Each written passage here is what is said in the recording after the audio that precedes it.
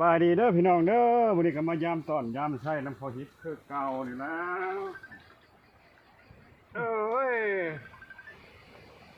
มีคนโทรมาคนโทรมายามตอนเด้อเห็นคอยอยู่บ่เอาแนวหาของมา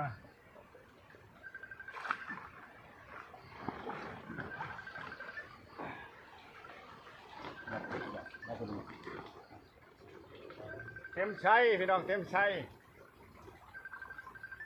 มีคนโทรมากับบ่ครับดอกจะขายยามตอน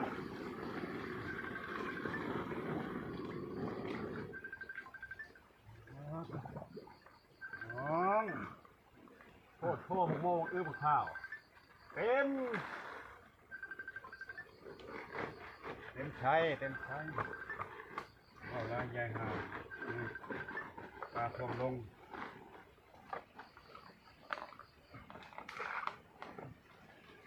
เต็มสอบนี่ได้สอบนึงพี่น้อง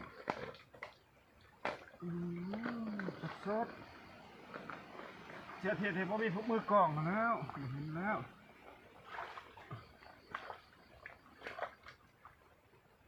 ไปนะจ๊ะกินกันนะ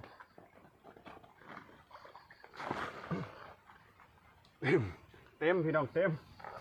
ทั้งน้ำทั้งยัง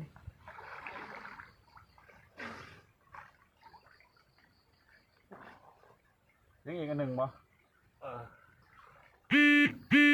ไหนบุมีอยู่ตลอดเห็นกับบกขักแล้วพี่น้องเอ้ยสั้นใส่หัวไว้ได้นี่สั้นที่ห้าวต้อนไว้กล่องนะ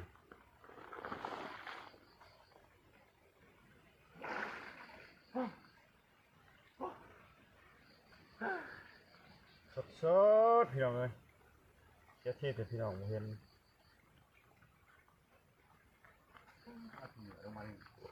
ทำไมจะถังมันง่ามมันใส่พวกนี้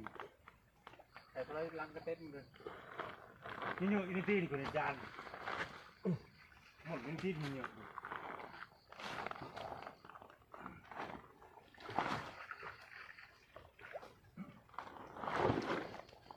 อันนี้หลาย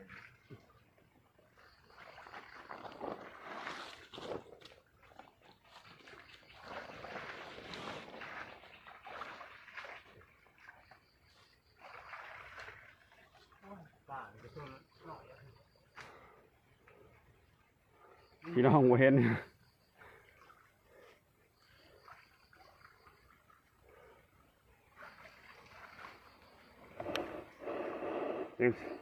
ธรรมดามันทำนี้โอ้ยจะหนักจริงไม่เยอะไม่ต้องมีตีน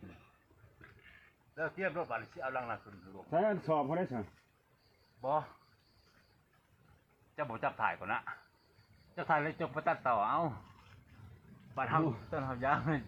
เจ้าก็ไปต่อจะต้นบัตรถ่ายปลาเนี่ยยามหลังที่สองพี่น้องมานี่เขาได้กระสอบได้กระสอบแล้วก็ทางล่างเขาจะพอเอากระสอบกันเด้อ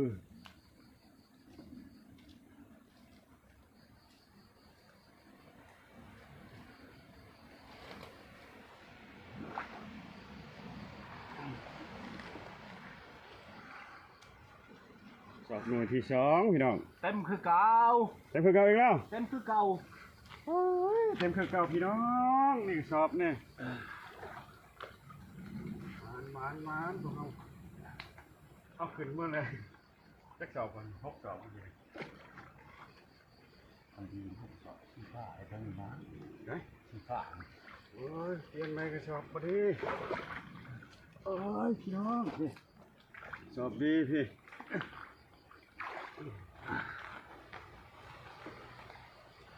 เอาแบบไรพี่น้องบอกพี่น้องไรก็จะปากไข่เต็มอีกพี่น้องเขาอัดแล้วมาปากไข่บอลมันต้อนนะอัดเลยเนาะปวดเลย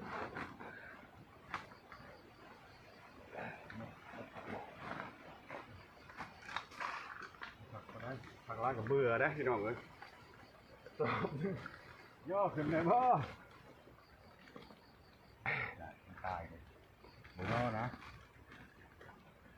ใช่เขาที่เป็นเมื่อจ้ะจะเข้าเชื่อเมื่อประมาณว่าโทษของนั้นเมาแล้ววะเมื่อบ่ได้ดอกเขาพี่น้องจบที่สองจังสิจบที่สองมาแล้วปลาถือใจพี่น้อง